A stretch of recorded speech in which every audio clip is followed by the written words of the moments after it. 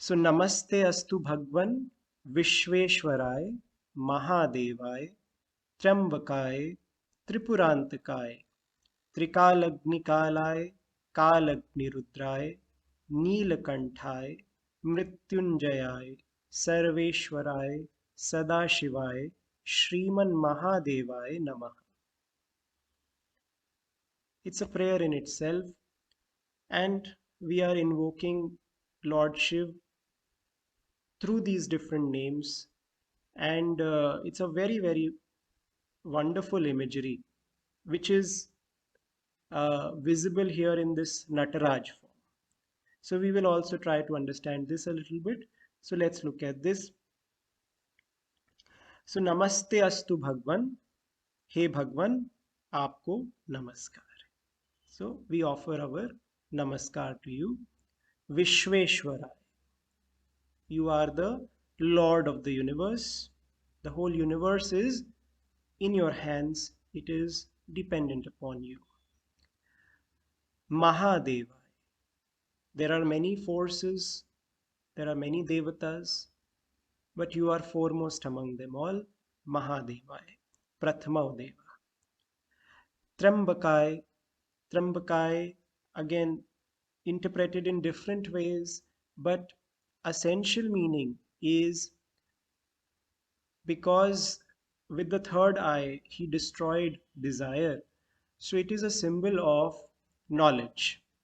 This third eye is the symbol of knowledge. And there are other interpretations also, that the sun and the moon and the fire are the three eyes of Bhagavan, because they reveal everything. They reveal everything in this universe. So they are like the eyes of Bhagavan. That is another interpretation. But ultimately, the idea is that Bhagavan is the symbol of knowledge. The three eyes, the third one particularly, is the symbol of knowledge, the eye of knowledge. Tripurantakai. So there is a story, very well-known story, which is attached with Lord Shiva, that he destroyed the three cities, the Tripura, and Tripurasur, and Tripurasur was defeated and his cities were destroyed. But basically the idea, Tripur kya hai? It is the three worlds, the three lokas, Bhu, Bhuvah, Swaha, the Bhulok, the Antariksha Lok, and the Swargalok, the entire universe basically. It can be destroyed by Bhagavan Shiv, by Rudra, and therefore he is Tripurantakai. Now, as I was just saying, that this destruction is actually good. What kind of destruction is this? This destruction is the destruction of our belief that this is all real. In that sense, Bhagavan destroys. So, destruction of the illusion is the Tripurantakai. Destruction of the belief that this is all real is Tripurantakai. And Trikal Agni Kala. So Kal, time, is always associated with fire, because like fire, time consumes everything. Whatever goes into fire never returns. Same way, whatever goes into time never comes back. So Trikal Agni, Kal Rupi Agni. Now Shiv is the Kal of Kal, because Kal cannot engulf Shiva. Shiva is beyond time and space. Shiva is Ananta. He is not bound by any time. He is not bound by any space. He is eternal, Nitya, Shashvat. So therefore he is Kalagni Kala. He is the Kal of the Kal. And that is why we call him Mahakal. And Kal Agni Rudra.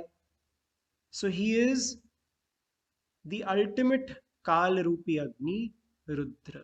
which destroys the whole universe. So if we look at this image here, we are familiar with this image that Shiv is standing in the circle of fire, which represents the whole time and space, basically. And within this time and space, he is doing this, he's in this posture, which is a dance posture, which is basically, from one perspective, it is the dance of creation, from another perspective, it is the dance of destruction. And he's holding the fire in one hand, which is the symbol of time, which is the symbol of destruction. And in the other hand, he is holding the damru, which is associated with space. Sound is associated with space. So he is holding time and space in his hand, and one of his hand is pointing at his feet. So he's saying, surrender to me. And the other hand is in the Var Mudra, Abhay Mudra, when he's saying, through which he's saying that, do not be afraid. So that, why should we be afraid? That question that Swati ji asked. So God doesn't want us to be afraid. The Abhay Mudra is that do not be afraid. But it takes us a while to get there. So a child gets scared even in the dark. But as you grow older, you don't get scared of the dark. So it takes us time. All right. So this is the Nataraj, and this is the whole symbolism attached to it. And so he is Kal Agni Rudra. He is the fire of time, the fire of destruction. And this destruction, on one level, we see it in a negative sense that, all the destruction which is happening in the world, which is one way of looking at it. The another deeper way is the destruction of our ignorance, our delusion, of Maya, of Mithya. That is the destruction. So जब तक वो destroy नहीं होगा तब तक सत्य के दर्शन नहीं होंगे. So this destruction is very important. नीलकंठाय मृत्युंजयाय. So Neelakantha brings out the idea that actually Shiva doesn't always destroys. He also takes care of the world. He also sustains the world. He also nurtures the world, because he took the wish to save the world. So Neelakanthai and Mrityunjayai, he cannot be touched by death. He overcomes death. Mrityunjayai, Sarveshwarai, the Lord of all beings, Sadashivai. Sadashivai means always auspicious. Always auspicious. He's never the source of any inauspiciousness, any harm or suffering, really, to be honest. He's never really the source of anything bad. He is Shivaswarup. The good and the bad are only in our eyes, is only in our perspective, from our limited perspective. Shiv is Satchidananda Swarupa, limitless, and the limitless can never be bad. It is always Shiv. Shriman Mahadevai Namah.